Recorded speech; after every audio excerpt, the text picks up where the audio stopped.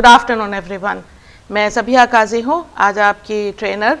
और काफ़ी अरसे से हम इस सोच में पड़े थे कि हम कैसे आप तक पहुँचे। काफ़ी कोशिश की, काफ़ी अलग अलग हमने पैतरे आजमाए, पर आप तक पहुँचने के लिए हमें काफ़ी वक्त लग गया, काफ़ी मुश्किलें सामने आई। पर कहते हैं ना कि the show must go on, चाहे कुछ भी हो जाए। अभी इस कोरोना वायरस ने हम सबको काफ़ी दूर कर दिया है, नहीं तो इस ALF में हम सब आपके साथ होते, हम आपके पास होते, हम आपको अपने हाथों से खाना खिलाते, ट्रेनिंग देते और काफ़ी कुछ गिफ्ट्स और प्राइजेस बांटते। पर अभी भी सब कुछ मुमकिन है, वो इस तरह से कि इस ट्रेनिंग को अगर आप अटेंड करेंगे, हमारे पास रिकॉर्ड आ जाएगा। अगर आप LMS पे जाके अटेंड करेंगे और आपको 100 पॉइंट्स मिलेंगे या 150 पॉइंट्स मिलेंगे, लर्निंग पॉइंट्स। उसके ऊपर जैसे ही आपने 300 पॉइंट्स कलेक्ट कर लिए, आपको एक गिफ्ट वाउचर बाय ईमेल या व्हाट्सएप भेजा जाएगा। वो आप जाके रिडीम कर सकेंगे, या तो केयर फॉर में या लूलू में या कहीं भी अपने पसंद की कोई भी चीज़ खरीद सकते हैं। तो हम चाहते हैं कि आप ज़्यादा से ज़्यादा लर्निंग पॉइंट्स इकट्ठा करें। वो कब आप इकट्ठा कर पाएंगे? जब आप ज़्यादा से ज़्यादा ट्रेनिंग करेंगे। और जितने आपके पास पॉइंट्स होंगे, हर 300 पॉइंट्स के ऊपर आपको एक गिफ्ट वाउचर मिलेगा इंशाल्लाह।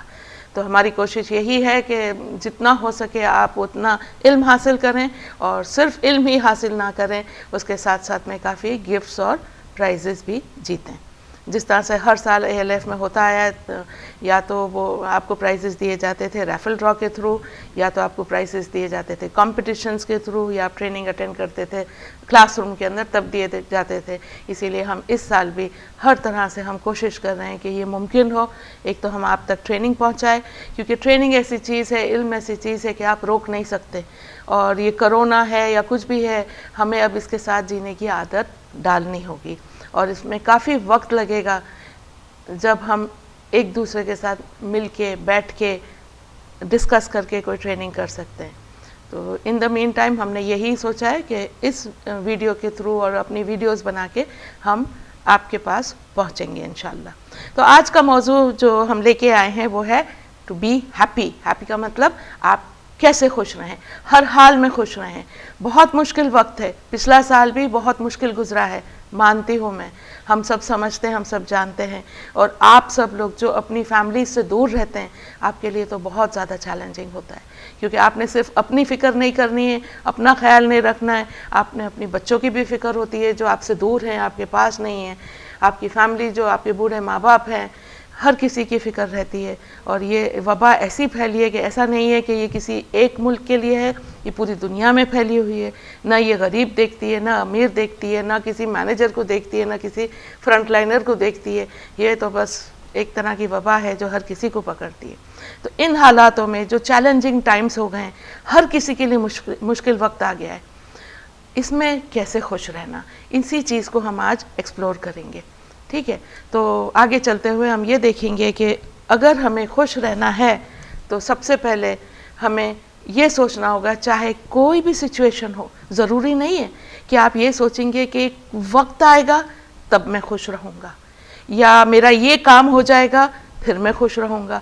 अमूमन क्या होता है, इंसान क्या सोचता है जब हम शऊर में आते हैं, कॉन्शियस में आते हैं, इसका मतलब जब हम 10-12 साल के होते हैं, जब हमें समझ आने लगती है कि हम भी कोई इंसान है, इस दुनिया में रह रहे हैं, हम क्या सोचते हैं, मेरी स्कूल ख़त्म हो जाएगी फिर मैं खुश रहूँगा।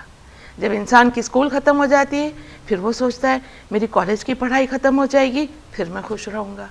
फिर वो बंदा सोचता है कि एक दफ़ा मुझे नौकरी मिल जाएगी फिर मैं खुश रहूँगा। फिर नौकरी मिल जाती है, उसके चैलेंजेस होते हैं। फिर बंदा सोचता है कि मेरी शादी हो जाए, मेरे घर बार बसा लूँ, फिर मैं लाइफ एंजॉय करूँगा। जैसे ही वो घर बार बसा लेता है, अपनी फैमिली स्टार्ट करता है, उसके दूसरे मसले मसाइल शुरू हो जाते हैं। फिर सोचता है बच्चे बड़े हो जाएं, बच्चों की पढ़ाई ख़त्म हो जाए, उसके बाद खुश रहूँगा। करते करते वो बूढ़ा हो जाता है, फिर सोचता है मैं रिटायरमेंट के बाद खुश रहूँगा। कहते कहते उसके पास वक्त ही नहीं रहता खुश रहने के लिए। कब यहाँ खुश रहेगा इंसान? जब वो रिटायर हो जाएगा तब। एक बंदा है हमारे ग्रुप में, 70 साल का हो गया, उसको रिटायरमेंट देते तो मना करता है मुझे रिटायर नहीं करो, मुझे अभी भी यहाँ पे काम करना है। 72 इयर्स का हो गया, नहीं गया घर, बोलता है मैं और थोड़ा कमा के फिर जाके अपनी फैमिली के साथ वक्त बिताऊंगा, उनके साथ मैं लाइफ एंजॉय करूंगा। करते करते एक दिन फोत हो गया। उसकी ज़िंदगी ख़त्म हो गई। तो क्या उसने अपनी लाइफ जी है? ना वो अपने बीवी बच्चों के साथ जी पाया, और वो जब 70 के ऊपर 70 साल के ऊपर है तो नेचुरली वो दादा नाना बना होगा, ना अपने पोतों पोतियों के साथ, ना अपने नवासे नवासियों के साथ ज़िंदगी जी पाया। तो वो ज़िंदगी कब जिएगा इंसान?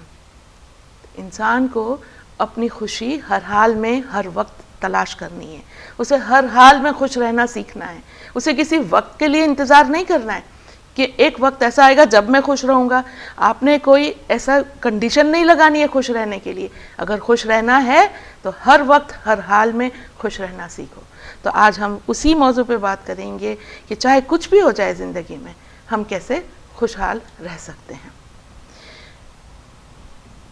एक बात याद रखें कि हमें ऊपर वाले ने बनाया है। जब ऊपर वाले ने हमें बनाया है तो हर बंदे को मुख्तलिफ बनाया है। हर बंदा डिफरेंट है, कोई दो बंदे एक से नहीं है। इसीलिए हमारी फिंगर टिप्स, ये जो फिंगर टिप्स होती जो हम लगाते हैं, ये अलहदा है, किसी भी दो बंदों की एक सी नहीं है। हमारी आँखों के जो पैटर्न है, आइरिस जो स्कैन लिया जाता है एयरपोर्ट पे, क्यों लिया जाता है? इसीलिए लिया जाता है क्योंकि हर बंदे का अंदर पैटर्न डिज़ाइन अलहदा है, डिफरेंट है, मुख्तलिफ है। तो कैसे दो बंदे एक से हो सकते हैं? हर बंदा यूनिक है। यूनिक का मतलब बहुत ही अहम है, बहुत ही एक्स्ट्राऑर्डिनरी है। हर इंसान जो ऊपर वाले ने बनाया है वो उसकी एक कायनात है जो यूनिक है, और उसका कोई ना कोई रोल है इस दुनिया के अंदर। तो पहले तो आप ये समझ लें कि आपकी क्या अहमियत है। हर इंसान बहुत ज़्यादा अहम है। कोई भी इंसान ये नहीं कह सकता कि मैं बेकार हूँ या मेरा कोई रोल नहीं है, कि मेरी ज़िंदगी बकवास है। नहीं, हम हर कोई अहम है। अगर कोई भी इस तरह से सोचता है तो आप देखें आप क्या कर रहे हैं। जिसने आपको बनाया आप उसकी तौहीन कर रहे हैं, जिसने आपको बनाया आप उसका इंसल्ट कर रहे हैं। तो फर्स्ट, आप बहुत यूनिक हैं, इस बात के लिए आप गांठ बांध लें। दूसरी बात, हम कह रहे हैं हम यूनिक हैं, हम डिफरेंट हैं, हम बहुत कुछ कर सकते हैं। उर्दू में कहा जाता है, अरबी में कहा जाता है, हम अशरफुल मखलूक़ात हैं। इंसान के जैसी कोई भी चीज़ पूरे कायनात में नहीं है। पूरे कायनात की रचना की, पूरे यूनिवर्स की रचना की है ऊपर वाले ने। उसमें सबसे ज़्यादा अहम और प्रेशियस जो है वो इंसान है। और इंसान इतना अहम कैसे बनता है? उसके दिमाग से। उसको जो ऊपर वाले ने जहन दिया है, दिमाग दिया है, इंटेलिजेंस दी है, उसकी वजह से वो इतना अहम बनता है। अब अगर आप ये सोच लें, अगर एक इंसान ये सोच के बैठ जाए कि मैं बेवकूफ़ हूँ, मैं बुद्धू हूँ, मैं कुछ नहीं समझता, मैं कुछ नहीं कर सकता, मेरे अंदर कोई सलाहियत नहीं है, तो इसमें किसकी गलती है? गलती हमारी है, क्योंकि ये जो जहन है ये कंप्यूटर के बराबर है। हमने इसको चलाना सीखा ही नहीं, या हम इसको चलाना ही नहीं चाहते हैं। क्यों नहीं चलाना चाहते हैं? इंसान बेवकूफ़ और बुद्धू नहीं होता, इंसान आलसी होता है। क्या सोचता है इंसान? अरे कौन मेहनत करे, अरे कौन जाके ये कंप्यूटर के अंदर नया प्रोग्रामिंग सीखे। आपको पता है आप एक अच्छे डॉक्टर भी बन सकते हैं, आप चाहें तो एक अच्छे इंजीनियर भी बन सकते हैं, आप चाहें तो अच्छे प्रोफेसर भी बन सकते हैं, एक साइंटिस्ट भी बन सकते हैं, सब कुछ बन सकते हैं। पता है क्यों? क्योंकि ये सारे सॉफ्टवेयर आपके ये इस कंप्यूटर के अंदर ऑलरेडी लोडेड हैं। ऊपर वाले ने आपको लोड करके भेजा है। जो इंसान मेहनत करके अपना इंजीनियरिंग सॉफ्टवेयर चलाना सीख जाता है वो इंजीनियर बन जाता है। जो अपना डॉक्टरी का सॉफ्टवेयर सीख जाता है वो डॉक्टर बन जाता है। जो साइंटिस्ट का सॉफ्टवेयर सीखता है वो साइंटिस्ट बन जाता है। तो आप जैसा सीखेंगे वैसा बनेंगे। कोई ये नहीं कह सकता कि मैं साइंटिस्ट नहीं बन सकता। क्यों नहीं बन सकते? आपके पास ऑलरेडी प्रोग्राम है, बट आपने क्या उसे चलाना सीखा है? अगर आपके सामने एक कंप्यूटर रख दिया जाए और आपको अगर उससे चलाना नहीं आए तो आप क्या कहेंगे? बेकार है, ये इधर बेकार में रखा हुआ है, जगह रोक रहा है। पर जिस दिन आप सीख जाएंगे उसको, उसे कैसे चलाना है, आप बोलेंगे बड़े मज़े का है, इससे तो बड़े काम कर सकते हैं हम। ये कंप्यूटर से तो हमारे कितने काम जल्दी हो जाते हैं, फास्ट हो जाते हैं, दुनिया से कनेक्शन हो जाता है। आप ऐसे सोचेंगे। अभी मुझे अगर एस्ट्रोनॉट बनना है, मुझे स्पेस में जाना है, तो क्या मैं नहीं जा सकती?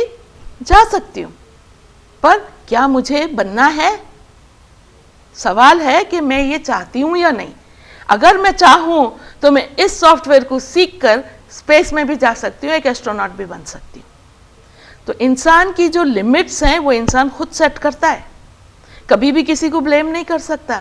पर इंसान ब्लेम गेम बहुत अच्छा खेलता है, बहुत अच्छी तरह से। अगर मुझसे कुछ नहीं हो रहा तो सबसे पहले मैं क्या करूँगी? अपने आसपास के लोगों को ब्लेम करूँगी, इसकी वजह से नहीं हुआ, उसकी वजह से नहीं हुआ।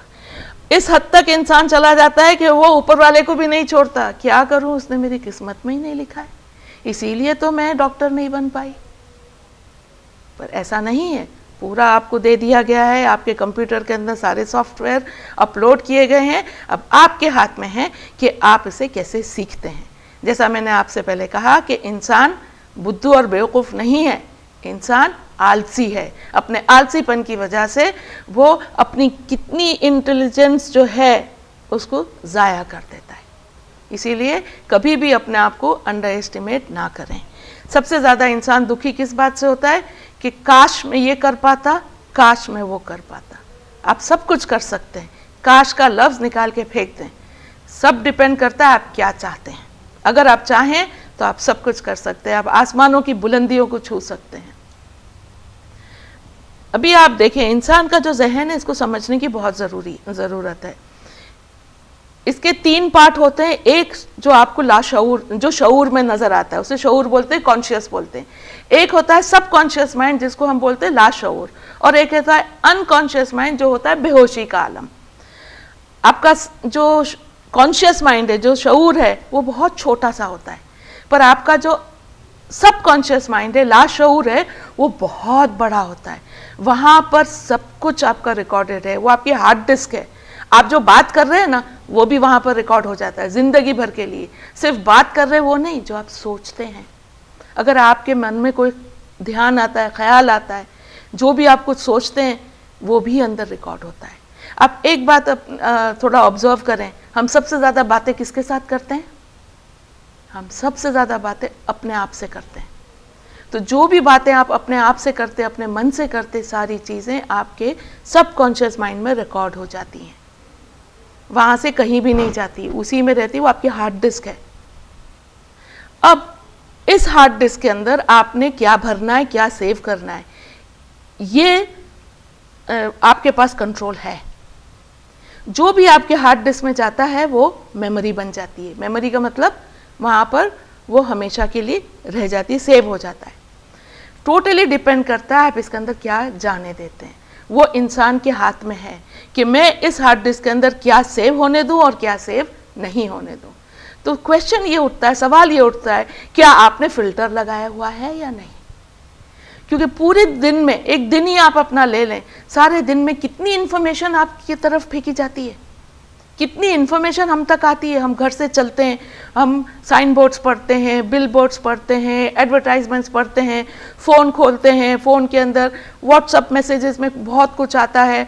उसके अलावा आपको कितनी वीडियोस मिलती हैं, कितनी एड्स आती हैं, अच्छी भी चीज़ें होती हैं, बुरी भी चीज़ें होती हैं, जो आपके काम की हैं वो भी होती हैं, जो आपके काम की नहीं है वो भी होती हैं। अगर आप फिल्टर नहीं लगाएंगे और इसको ऐसे ही छोड़ देंगे तो ये सारी जाके आपके जहन के अंदर सेव हो जाएगी, और एक दफ़ा ये अगर सेव हो गई फिर इससे छुटकारा पाना, इसको क्लीन करना बहुत मुश्किल होता है। तो सबसे बेहतर ये है कि आप फिल्टर इधर लगाएं, इसको कंट्रोल करें अपने थॉट्स, क्या आपने जाने देना है, क्या नहीं जाने देना है। और याद रखें, जिस तरह से आप अपने जिस्म को सही रखने के लिए, हेल्दी रखने के लिए क्या करते हैं, 2 चीज़ें करते हैं। एक, अच्छा खाना देते हैं अपने जिस्म को, अच्छा खाना खाते हैं, और दूसरा आप एक्सरसाइज करते हैं, वर्जिश करते हैं। इसी तरह से आपने अपने जहन का भी ख्याल रखना है, अपनी ब्रेन की भी एक्टिविटीज़ का ख्याल रखना है। ब्रेन को हेल्दी रखने के लिए, जहन को हेल्दी रखने के लिए आप कौन सा अच्छा खाना देंगे उसे? आप उसे पॉजिटिव थॉट्स, मतलब अच्छी बातें और अच्छा डेटा उसके अंदर डालेंगे। गलत चीज़ें उसे नहीं देंगे, नेगेटिव बातें नहीं देंगे, पॉजिटिव चीज़ें उसे देंगे। इसी तरह से उसकी एक्सरसाइज क्या है आपके ब्रेन की? आपके ब्रेन की एक्सरसाइज ये है कि आप नई नई चीज़ें सीखें, नए नए काम करें, क्रिएटिव बने, पजल सॉल्व करें, ऐसे गेम्स खेलें जिससे आपका ब्रेन एक्टिवेट होता है, क्योंकि 40 साल की उम्र के बाद आगे बढ़ते हुए आपका जहन कैसे सोचता है। हर इंसान दुनिया में नहीं जीता है, हर इंसान अपने जहन की दुनिया में जीता है। वो कैसे? क्योंकि जो आपने अपने जहन में बिठा के रखा है उसी तरह से आप हर चीज़ को देखेंगे और समझेंगे और उसी तरह से आप अपनी ज़िंदगी जिएंगे। अभी आप इसमें देख रहे हैं कि दो बंदे खड़े हैं, एक बोल रहा है ये 6 नंबर है, दूसरा बोल रहा है ये 9 नंबर है। एक कह रहा है 6 है, दूसरा बोल रहा है 9 है। अब अगर मैं आपसे पूछूं कौन सही है कौन गलत है, आप क्या कहेंगे? कौन सही है कौन गलत है? देखा जाए दोनों सही है, दोनों अपने अपने नजरिए से देख रहे हैं। अगर ये दोनों को आप छोड़ दो लड़ने के लिए, बिलीव मी, ये लड़ते रहेंगे घंटों तक। पर असल में अगर ठंडे दिमाग से सोचा जाए दोनों सही है, दोनों अपनी दुनिया अपने नजरिए से देख रहे हैं। तो आप जिस नजरिए से दुनिया देखते हैं, अपने जहन में बिठाते हैं, उसी नजरिए से आप अपनी जिंदगी जीते हैं। तो कोई सही नहीं है, कोई गलत नहीं है। इस केस में आपने ये देखना है कि हर कोई अपने नज़रिए के पॉइंट ऑफ व्यू से सही है। आपकी लाइफ के कितने मसले हल हो जाएंगे इस तरह से। दूसरा, हर इंसान अपने नज़रिए से दुनिया देखता है और आप भी उसी नज़रिए से देखेंगे जिस तरह का, फॉर एग्जाम्पल, आपने जिस कलर का चश्मा चढ़ाया हुआ है। अगर आपने पीले रंग का चश्मा चढ़ाया है, आपको पूरी दुनिया कैसी नजर आएगी? पीली नजर आएगी। अगर आपने लाल रंग का चश्मा पहना है तो लाल नजर आएगी, ब्लू पहना है तो ब्लू, ग्रीन पहना है तो ग्रीन।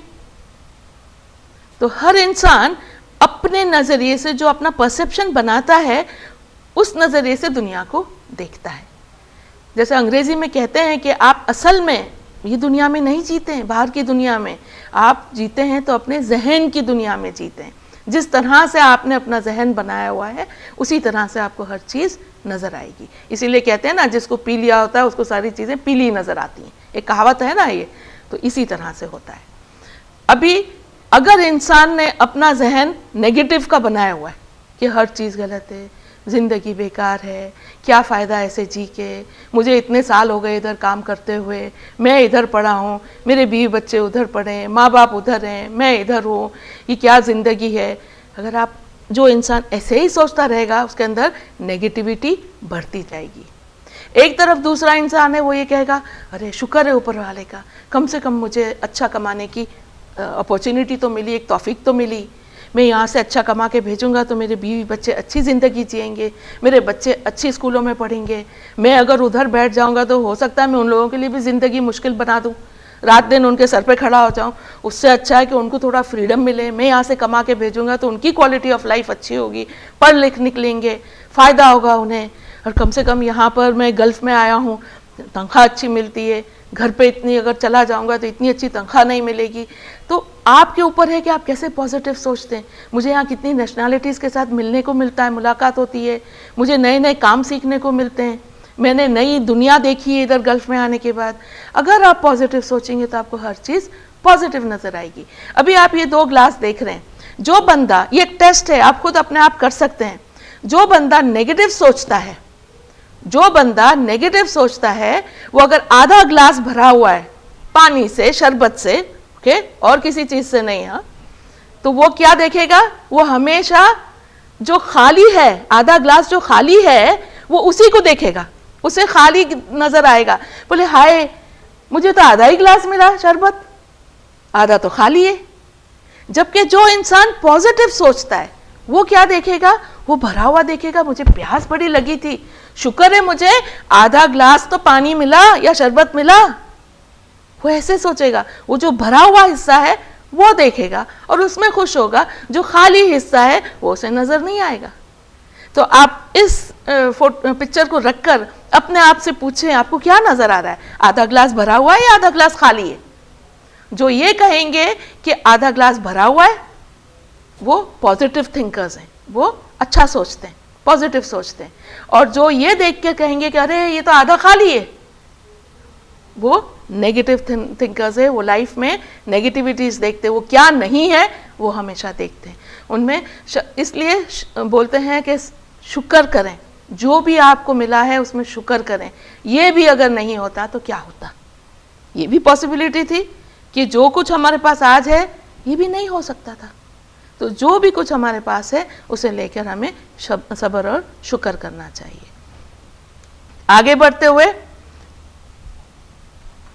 अभी हम ये देखेंगे इंसान की पर्सनालिटी कैसे डेवलप होती है। पर्सनालिटी मतलब जो इंसान छोटे से बच्चा होता है फिर वो कैसे बड़ा होता है। हम देखते हैं आसपास कोई गुस्से वाला है, कोई चिड़चिड़ा होता है, कोई बहुत होशियार होता है, कोई ऐसा होता है जो बड़े होने के बाद काफ़ी संजीदा होता है, मतलब ठहराव होता है उसके अंदर, कोई ऐसा होता है जिसके अंदर सब्र ही नहीं होता। तो ये अलग अलग पर्सनालिटीज़ कैसे बनती हैं? ये पर्सनालिटीज़ ऐसे बनती हैं कि ये रातों रात नहीं होता है। इसकी जो नींव है या इसका बीज जो है, जो बच्चा जब छोटा होता है पहले 5 साल उसकी ज़िंदगी के बहुत अहम होते हैं। उन 5 सालों के अंदर ये नींव रखी जाती है उसकी पर्सनालिटी की, जो वो इंसान बन के निकलेगा जब बड़ा होगा। जब तो पहले 5 साल एक इंसान के बहुत अहम होते हैं। उन 5 सालों के अंदर जो बच्चा है 80% अपनी ज़िंदगी का इल्म हासिल करता है, 80% इंफॉर्मेशन एंड नॉलेज हासिल करता है। उसमें क्या होता है आप देखें, वो जो लैंग्वेज होती है वो सीखता है, जो भाषा होती है वो, चाहे वो जो भी भाषा है, मलयालम के घर अगर पैदा होगा तो मलयालम बोलेगा, पंजाबी के घर पैदा होगा तो पंजाबी बोलेगा, सही है, और कोई उर्दू स्पीकिंग के घर पैदा होगा तो बच्चा उर्दू बोलेगा। तो ये बच्चा इतनी जल्दी लैंग्वेज कैसे सीख लेता है? मैं ऐसे एक बच्चे को जानती हूँ, वो 5 साल का है पर 3 लैंग्वेज बोलता है बड़ी फुर्ती से। एक, वो अरबी बड़ी अच्छी बोलता है, बाप अरबी है। दूसरा, वो अंग्रेज़ी बड़ी अच्छी बोलता है क्योंकि माँ अंग्रेज़ है। तीसरा, वो मलयालम बड़ी अच्छी बोलता है क्योंकि उसका जो कुक है वो मलयाली है। तो आप देखें बच्चा कैसे इतनी 3 लैंग्वेज सीख गया। आज मुझे अगर अरबी सीखनी है तो मुझे तो ऐसा लगता है पहाड़ चढ़ना है, मुझे कितना मुश्किल काम है, और मैं कितनी क्लासें अटेंड करूंगी, कितने महीने लगाऊंगी तब जाके मुझे अरबी आएगी, है कि नहीं? जबकि एक बच्चा ऐसे सीख लेता है, बहुत जल्दी पिक कर लेता है। और आप ये भी ध्यान दें कि वो ABCD से नहीं सीखता, अल्फाज से नहीं स्टार्ट करता, लेटर्स से। जो छोटा बच्चा होता है जब कोई लैंग्वेज पिकअप करता है वो वर्ड्स से पिकअप करता है, वो ABC या अलिफ बा ता सा आ ई से नहीं सीखता है। और हम अगर आज कोई नई ज़बान सीखने बैठेंगे तो हम क्या करेंगे? अल्फ़ाबेट से स्टार्ट करेंगे। तो ये भी सोचने वाली बात है क्या वो सही तरीका है या नहीं। जब इंसिडेंट ऐसे होते हैं, अभी देखें जहाँ पर वॉर हो रही होती है, उस वॉर जोन में जो बच्चे बड़े होते हैं उनकी पूरी पर्सनालिटी ही बदल जाती है, क्योंकि उन्होंने उस वक्त जो देखा होता है वही उनका आदतें बन जाती है, वही उनका प्लेटफॉर्म या उनका फाउंडेशन बन जाता है उनकी आगे पर्सनालिटी बनने का। इसके लिए सबसे अच्छा एग्जाम्पल है जो फिल्में देखते हैं। अगर आपने राम और श्याम फिल्म देखी है दिलीप कुमार की, उसका डबल रोल है। अगर नहीं देखी है तो जाके देखना, मज़ा आएगा देखने में। उसका डबल रोल है उसके अंदर। उसमें एक रोल में दिलीप कुमार होता है बचपन से, मतलब ये दोनों जुड़वा भाई होते हैं, बड़े होने पे बिछड़ जाते हैं, बचपन में ही बिछड़ जाते हैं। एक भाई जो होता है वो बड़े अच्छे माहौल में बड़ा होता है, मतलब मस्ती मजाक, उसको देखने वाले उसके माँ बाप होते हैं, उसको खाना वक्त पे मिलता है, मतलब बहुत अच्छा एनवायरनमेंट होता है जिसके अंदर वो बड़ा होता है। जो दूसरा भाई होता है वो एक जगह पर ऐसा जाता है जहाँ पर रात दिन उसको मार पड़ती है, बचपन से उसको डांटा जाता है, अंधेरे कमरों में उसको लॉक कर दिया जाता है, पूरा दिन उसको कहा जाता है तुम बुद्धू हो, बेवकूफ़ हो, अकल नहीं है, दिमाग नहीं है, देख नहीं सकते, सुन नहीं सकते। वो एकदम डरा डरा रहता है क्योंकि उसको हंटर से पिटाई होती रहती। जब ये दोनों बड़े होते हैं, फिल्म में ये दिखाया गया है, जब वो दोनों बड़े होते हैं तो दोनों की पर्सनालिटी अलग अलग होती है। एक तो ऐसा होता है जो खुशहाल माहौल में बड़ा हुआ है, वो हमेशा हैप्पी गो लकी टाइप रहता है, ज़िंदगी एंजॉय कर रहा है, पॉजिटिव थॉट्स हैं, बहुत खुश है, इधर बिठाओ तो उधर जाता है, उछल कूद मचाता रहता है। और जो दूसरा है वो पूरा टाइम डरा डरा रहता है, रोता रहता है, न सही से खाना खाता है, न सही से सोता है, वो अकेले रोड भी क्रॉस नहीं कर सकता, इतना घबराया हुआ और डरा हुआ होता है, उसका कॉन्फिडेंस लेवल पूरा ख़त्म कर दिया गया। कब? उसके बचपन में। तो ये एक बहुत अच्छा एग्जाम्पल है समझने के लिए कि आप बच्चे के साथ किस तरह से बात करते हैं, आप अपने बच्चों को किस तरह से बड़ा करते हैं और क्या लफ्ज़ यूज़ करते हैं और उनको कितना फ्रीडम देते हैं, उसके ऊपर उनकी पूरी पर्सनालिटी ज़िंदगी भर बेस्ड होगी। इसी तरह से एक दूसरी मूवी थी सीता और गीता। देखिए, ये फिल्में देखते हैं लोग एंटरटेनमेंट के लिए, पर इसमें से कुछ सीखना भी चाहिए। इस मूवी में भी यही था कि दो बहनें होती हैं जुड़वा, एक साथ पैदा होती हैं, बिछड़ जाती हैं, और एक अच्छे माहौल में बड़ी होती है, दूसरी एक बहुत ही टेंस माहौल में, नेगेटिव माहौल में बड़ी होती है। दोनों की अलग पर्सनालिटी, एक सारी दुनिया को हिला के रख देती है, फेस करती है, और दूसरी डर डर के रहती है, बात भी नहीं कर पाती सीधी तरह। तो ये दोनों बहुत अच्छे एग्जाम्पल हैं। तो अभी हमें समझना चाहिए ये कि जो पहले 5 साल के अंदर जो नींव रखती जाती है वो ज़िंदगी भर उसका असर रहता है इंसान के पूरे पर्सनालिटी पे, उसके बिहेवियर पे, वो कैसे बिहेव करेगा, कैसे रिएक्ट करेगा, कैसे बातें करेगा, अपनी ज़िंदगी कैसे जिएगा, कॉन्फिडेंस लेवल क्या होगा, उसके ऊपर बहुत बड़ा असर पड़ता है। अभी आते हैं हम प्रॉब्लम्स पे। प्रॉब्लम तो हर कोई समझता है क्योंकि हमें तो बड़ी आदत है, कुछ भी होगा ये लफ्ज़ इस्तेमाल करने के लिए। ये काम हो जाएगा, नो प्रॉब्लम सर, हो जाएगा। तुम इतने बजे उधर पहुंच जाओगे, हाँ हाँ नो प्रॉब्लम, मैं पहुंच जाऊंगा। हम जो सब कॉन्टिनेंट से आते हैं, इंडिया, पाकिस्तान, श्रीलंका, बांग्लादेश से, हमारी आदत होती है कि जो प्रॉब्लम वर्ड है ना, हर जगह इस्तेमाल करते हैं, जहाँ पे ज़रूरत नहीं है ना वहाँ पर भी इस्तेमाल करते हैं, और ये भूल जाते हैं कि इस अल्फाज के साथ नेगेटिविटी जुड़ी हुई है। तो आप जब प्रॉब्लम बीच में लेके आते हैं, आपका जो सबकॉन्शियस माइंड है वो बहुत स्मार्ट है, जो आपका लाशऊर है बहुत स्मार्ट है, वो इमीडिएटली उस अल्फाज को पिक कर लेता है और अंदर आपको प्रिपेयर करने लगता है, ये तो मुश्किल है, ये तो नेगेटिविटी है, ये तो प्रॉब्लम है। जबकि आपके बॉस ने या किसी ने आपको क्या पूछा, क्या ये काम हो जाएगा? हाँ हो जाएगा। इसमें यह कहने की क्या ज़रूरत है, नो प्रॉब्लम, हो जाएगा। ये आदत हमारी भी है। हमें भी कोई अगर पूछता है कोई, तो ये कैसे करोगे, ये कर लोगी तुम? हाँ नो इश्यूज, नो प्रॉब्लम, हो जाएगा। हम क्यों बेवजह, बिना वजह ये नेगेटिव अल्फाज इस्तेमाल करते हैं? हम तो इस्तेमाल करके भूल जाते हैं, पर हमारा जो सबकॉन्शियस माइंड है, लाशऊर, वो बहुत स्मार्ट है, वो पिक कर लेता है इसे, वो इमीडिएटली इसको पिक कर इस पर काम करना शुरू कर देता है। इस तरह से हम नेगेटिविटी भरते जाते हैं। अब पहली बात तो ये है, अगर आप लोग मेरे सामने होते तो मैं आपसे पूछती कि आप में से कौन चाहता है कि ज़िंदगी बगैर किसी मसले मसाइल की हो? अभी भी आप अपने आप से पूछे कि आप चाहते हैं कि आपकी ज़िंदगी बगैर किसी प्रॉब्लम के या मसले मसाइल के हो? जब भी मैं ये सवाल पूछती हूँ तो कम से कम 60-70% लोग कहते हैं, हाथ उठाते हैं और कहते हैं कि हम चाहते हैं कि हमारी ये ज़िंदगी बगैर किसी प्रॉब्लम के हो।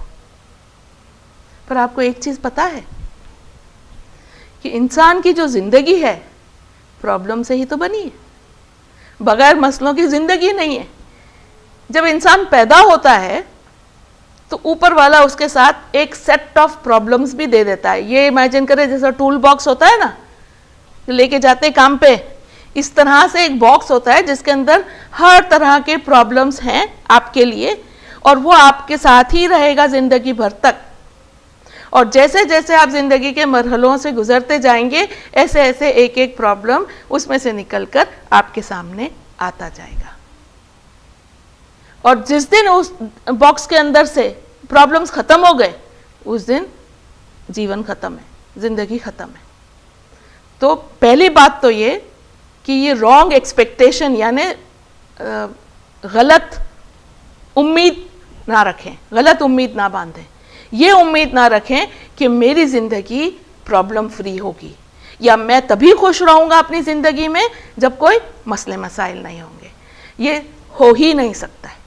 तो ये रॉन्ग एक्सपेक्टेशन है, गलत उम्मीद है। जब हम गलत उम्मीदों के साथ जीते हैं तो हम अपने लिए और मुश्किलें इनवाइट करते हैं, आप दावत दे रहे हैं और नेगेटिविटी को और मुश्किलातों को। तो पहली बात तो ये है कि पूरी ज़िंदगी प्रॉब्लम से बनी हुई है, आप प्रॉब्लम के बगैर ज़िंदगी जी नहीं सकते। पर इसमें 2-3 चीज़ें हैं जो आप गांठ बांध के अपने साथ रख लें।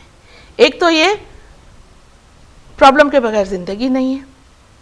दूसरा ये, अगर आपको कोई मसला या प्रॉब्लम दिया है, मतलब ऊपर वाले ने दिया है, राइट, आपके पास कोई प्रॉब्लम आया है, इसका मतलब ये है कि आपके पास उसको हल करने की सलाहियत है।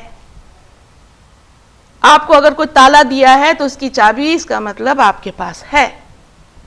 अगर आपके पास उस मसले को हल करने के लिए सलाहियत नहीं है, ताकत नहीं है, हिम्मत नहीं है, तो वो मसला आपके पास आता ही नहीं। तो कभी भी ये ना सोचे कि ये मसला मुझे क्यों दे दिया, मेरे लिए क्यों इतने मुश्किल मसले, दूसरे देखो कितनी आसानी से जिंदगी काट रहे हैं। ऐसा नहीं होता है। आपकी जितनी कैपेबिलिटी है, जितनी सलाहियत है, जितनी हिम्मत और ताकत है, उस हिसाब से आपको मसले दिए जाते हैं। और इसका मतलब आपके पास उन मसलों को हल करने की गुंजाइश और ताकत और सलाहियत है। ठीक है, पहले ये समझ लें आप। इसमें से आपके आधे मसले ही हल हो गए, क्योंकि इंसान के जहन में जो ये होता है ना कि भाई मेरे लिए क्यों, मैं क्यों हमेशा मसले हल करता रहूं, दूसरे आराम से ज़िंदगी जी रहे, ऐसा नहीं होता है। आपको इसलिए लगता है दूसरे आराम से ज़िंदगी जी रहे हैं क्योंकि उन्होंने सीख लिया है कि मसलों के साथ कैसे ज़िंदगी जीनी, कैसे हल करना और कैसे आगे बढ़ना।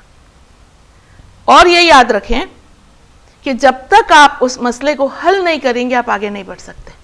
आप वहीं पे रुक जाएंगे, आपका प्रोग्रेस रुक जाएगा।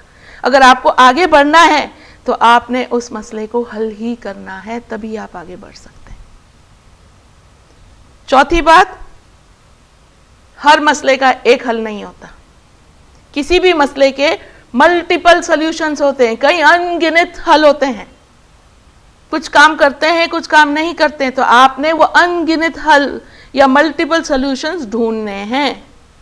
फिर मैं ये कहूंगी, इंसान आलसी है, इसीलिए वो ढूंढना नहीं चाहता। मेरे बाप दादा ने जो हल किए थे मैं उसी को लेके चलूंगा। दुनिया बदल गई है, उनके जो सॉल्यूशंस हैं या हल हैं वो आज की तारीख में लागू नहीं होते। तो आपने खुद अपनी मेहनत करके उसके नए सॉल्यूशंस ढूंढने हैं, तभी वो मसले हल होंगे।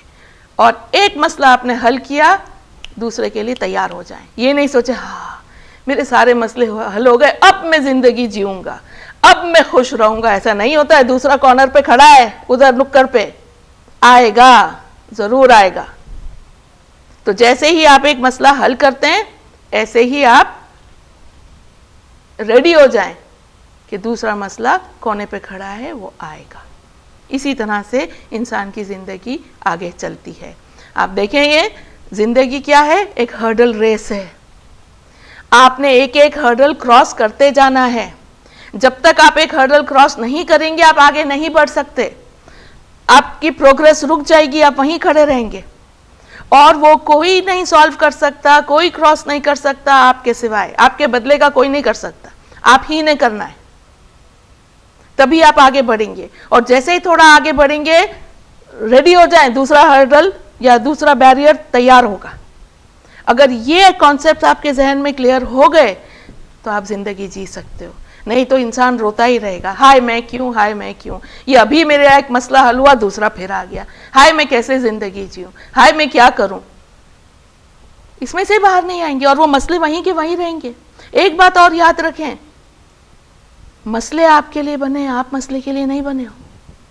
कभी भी किसी भी प्रॉब्लम को ऊपर उठा के नहीं देखें, हमेशा उसको नीचे देखें और अपने पैर या जूते के नीचे उसको दबाएं, उसको पर स्टैंप करें कि ये मसला है, आपसे छोटा है, आपसे नीचे है, वो आपके लिए बना है, आप उसके लिए नहीं बने हो।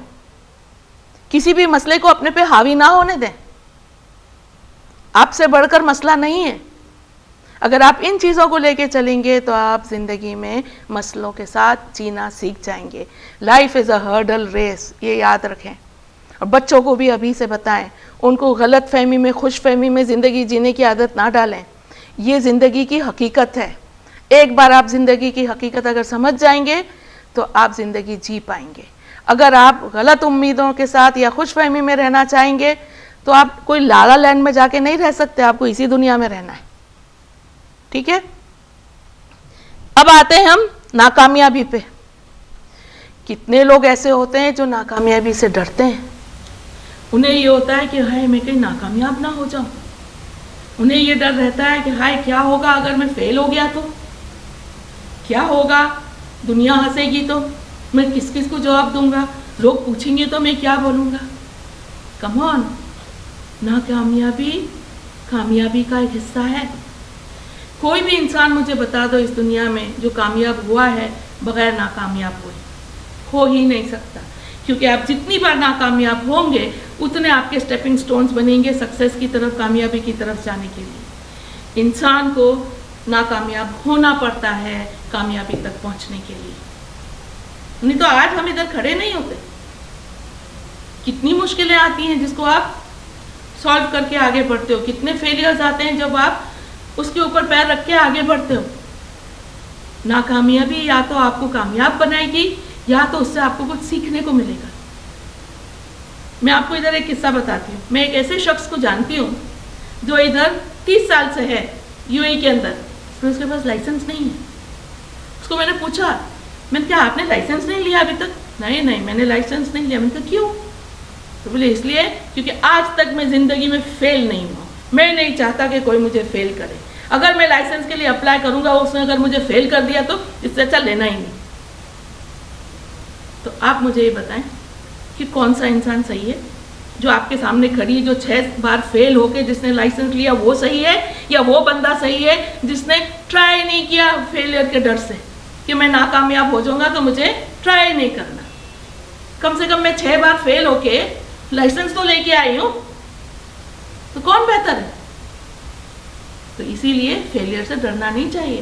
फेल होना अच्छी बात है, उससे फिर सीखना चाहिए कि मैं क्यों फेल हुआ, इसमें क्या क्या कमियां रह गई थी। नेक्स्ट टाइम मैं फिर ट्राई करूंगा और मैं पूरी कोशिश करूंगा कि मैं फेल ना हूं। इनको जानते हैं? हर कोई जानता है, सही है? बिलीव मी, किसी को भी दुनिया में से उठा के पूछ लो ये कौन है, वो बता देंगे ये कौन है। ऐसा नहीं कि इंडियन, पाकिस्तानी या नेपाली या बांग्लादेशी जानते हैं। आप किसी भी बंदे को पूछ लो जो फिलीपींस से है या कोई यूरोप से है, कहीं से भी है, अमेरिका से है, हर कोई इस शख्स को जानते हैं। पर सब कैसे जानते हैं इस शख्स को? कि कितना कामयाब बन रहा है, राइट? हर कोई ये सोचता है कितना कामयाब बन रहा है, पर इसके पीछे की कहानी कोई नहीं जानता है। जब अमिताभ बच्चन ने अपनी पढ़ाई ख़त्म की और ये शोबिज़ दुनिया में आना चाहते थे, तो सबसे पहले ये दिल्ली में गए ऑल इंडिया रेडियो पर अपना ऑडिशन देने। ये पहले तो रेडियो बहुत पॉपुलर था, तो ये रेडियो जॉकी बनना चाहते थे, डीजे बनना चाहते थे। तो ये वहाँ पर गए अपना ऑडिशन देने के लिए।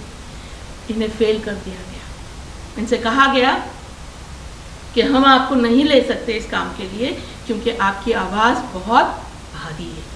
क्या कहा उन्होंने? कि आपकी आवाज़ बहुत भारी है। उसके बाद वो बम्बई आए।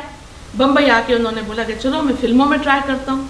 उन्होंने वहाँ पे स्क्रीन टेस्ट देने के लिए गए फिल्मों में। जब उन्होंने स्क्रीन टेस्ट दिया उनको फेल किया गया। क्या कहा गया उनसे? कि आपकी टांगें बहुत लंबी हैं, स्क्रीन पे अच्छी नहीं लगेगी, पब्लिक पसंद नहीं करेगी। तो उन्हें किन चीज़ों के लिए फेल किया गया? कह गया कि आपकी आवाज़ बहुत भारी है, पब्लिक पसंद नहीं करेगी, और दूसरा आपके पैर बहुत लंबे हैं, आपकी लंबाई बहुत है, यू टू टॉल, तो आप स्क्रीन पे सक्सेसफुल नहीं होगे, पब्लिक आपको पसंद नहीं करेगी। आज आप और हम हर कोई उन्हें किस लिए जानते हैं? किस वजह से उन्हें जानते हैं? एक उनकी आवाज़ के लिए और एक उनकी हाइट के लिए। जो 2 चीज़ों के लिए उन्हें फेल किया गया था, उन्हीं 2 चीज़ों के लिए आज फेमस हुए, मशहूर हुए। अगर कोई आपसे कह देता है कि आप ये नहीं कर सकते, आपको फेल किया गया, और वो आपने अपने जहन में बिठा लिया बगैर फिल्टर लगाए, तो आप ज़िंदगी भर यही सोचेंगे और यही समझेंगे और इसी बिलीफ के साथ ज़िंदगी में आगे बढ़ेंगे कि मैं तो कुछ नहीं कर सकता, मुझे तो फलाने ने बोल दिया तुम तो बेकार हो, उसने तो बोल दिया तुम्हारी आवाज़ लोग पसंद ही नहीं करेंगे, कि तुम्हारी इतनी हाइट है कि तुम स्क्रीन पे अच्छे ही नहीं लगोगे, पब्लिक जूते मारेगी। आज पब्लिक स्क्रीन पे पैसे फेंकती है कि नहीं? चले दूसरा किस्सा देखते हैं। एल्बर्ट आइंस्टाइन हर कोई जानता है।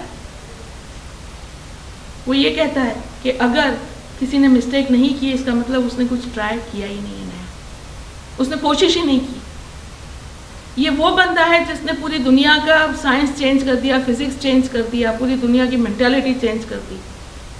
ये वही बंदा है कि जिसको स्कूल से एक दिन टीचर ने घर वापस भेजा, इसके जेब के अंदर, यूनिफॉर्म के जेब के अंदर एक नोट डाल के माँ के लिए, और वो नोट के अंदर वो चिट्ठी में ये लिखा था कि तुम्हारा बच्चा जो है वो डफर है, बुद्धू और बेवकूफ़ है, इसको कुछ दिमाग का प्रॉब्लम है, ये कभी पढ़ नहीं पाएगा।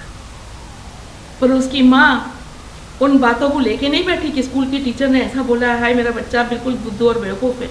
उसने बच्चे को स्कूल भेजना बंद किया, एल्बर्ट आइंस्टाइन को, और उसने घर पर उसको पढ़ाना शुरू किया, और आज सबको पता है वो किन बुलंदियों पे पहुंचा है। तो अगर आपको कोई कह देता है कि आप ऐसे हो वैसे हो, या आपके अंदर सलाहियत नहीं है, आप कुछ कर नहीं सकते हो, तो वो सच्चाई नहीं है।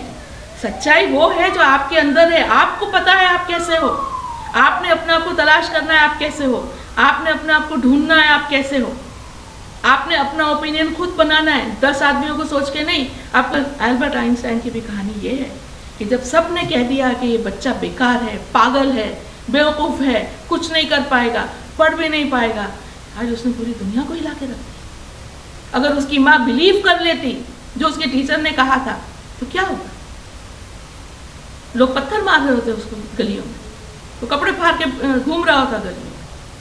इसलिए कहते हैं कि अपना ओपिनियन खुद बनाए, सुने सबकी, करें अपनी। इसी तरह से एक बच्चा कैसे चलना सीखता है। हम भी एक वक्त पर उसी स्टेज पे थे। हम आज यहाँ पर नहीं खड़े होते अगर हम गिव अप कर देते उसी वक्त। जब हमने पहला कदम उठाया तो आप क्या समझते, हम दौड़ने भागने लगे थे? हम गिरे थे। हम गिरते हैं, पढ़ते हैं। एक बच्चा जब पहला कदम उठाता है वो गिरता पड़ता है, माँ आती है, वो रोता है, माँ आती है, उठाती है, गले से लगाती है, उसको चुप करती है, फिर नीचे छोड़ देती है। थोड़ी देर के बाद फिर उठ के खड़ा होकर फिर दूसरा कदम उठाता है, फिर गिरता है। यही ज़िंदगी, ये हमारी असलियत है जो हम भूल चुके हैं। हम जैसे जैसे बड़े होते जाते हैं, दुनिया हमारा माइंड कंडीशन करती जाती है। पहले तो स्कूल में टीचर्स ही हमको कंडीशन कर देती है कि अपने सोच, अब तुम अपने दिमाग से नहीं सोचो, जो मैं कह रही हूँ वो सुनो। मैंने कहा है कि दुनिया गोल है मीन्स गोल है, तुम मुझे चैलेंज नहीं कर सकते कि वो स्क्वायर है। अगर आपने चैलेंज कर दिया तो क्लास के बाहर खड़ा होकर पनिशमेंट मिलेगी। तो सबसे पहले स्कूल जो है हमारा माइंड कंडीशन कर देती है। हम अपने आप सोचने का भूल ही जाते हैं। हम ये भी भूल जाते हैं कि हमारे अंदर की सलाहियत है कि हम कैसे मसले हल करें, हम कैसे अपने ओन डिसीशंस लें, हम कैसे अगर हारे तो फिर से उठ के खड़े हों। ये सब हमारे अंदर की प्रोग्रामिंग है। पर over a period of time क्या होता है, ज़िंदगी जीते जीते बाहर के असरात हम पे इतना हो जाते हैं कि हम अपनी असलियत ही भूल जाते हैं। अपनी असली जो सलाहियतें हैं वही भूल जाते हैं, कहीं दब जाती हैं। सो एक बच्चे को देखें कैसे चढ़ना सीखता है। क्या गिव अप कर देता है? 1000 बार गिरता है, चोट भी लगती है, कभी खून भी निकलता है, फिर भी चलना नहीं छोड़ता, फिर से उठ के कोशिश करता है। ये हम हैं, ये असल में हम हैं। तो नेवर गिव अप, चाहे कुछ भी हो जाए आप कभी भी हार नहीं मानना। वो बोलते हैं ना, जो हार के जीतने वाले को सिकंदर कहते हैं। हमेशा बाउंस बैक करना। हम गिरेंगे, हमें चोट भी आएगी, हमें नुकसान भी होगा, पर हमने वापस उठ के खड़े होना है। अगर आप वहीं पे गिरे हुए रह जाएंगे तो हार जाएंगे। इसी तरह से आप बॉक्सिंग रिंग में देखें क्या होता है। एक बॉक्सर था जीन ट्यूनी के नाम से।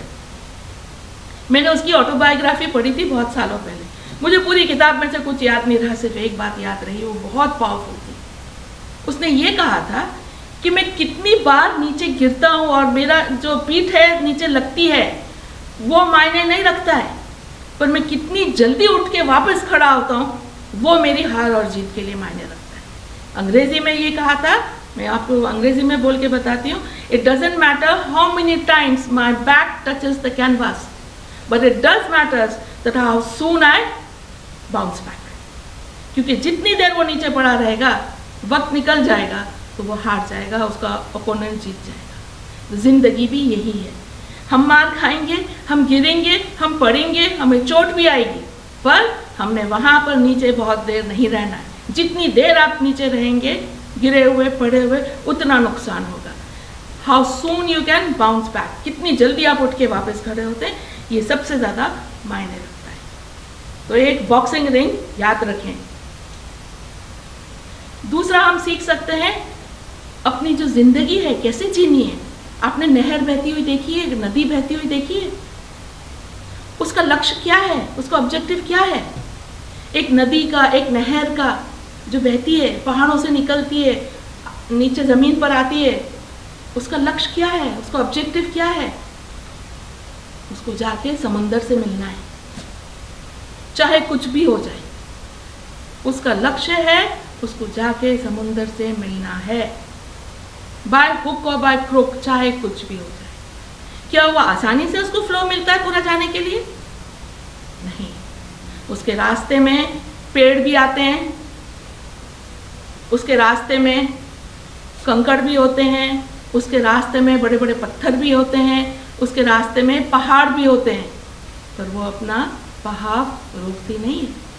वो कोशिश करती है पत्थरों के थ्रू जाने के लिए, उनसे निकल कर जाने के लिए। जब वो नहीं जा पाती, उनके ऊपर से जाने के लिए, जब वो भी नहीं कर पाती, तो वो रास्ता उसके आसपास से निकल के जाने का ढूंढ लेती है। तो हमें एक नदी के बहाव से सीखना चाहिए कि हमें भी रुकना नहीं है। हमारा लक्ष्य क्या है?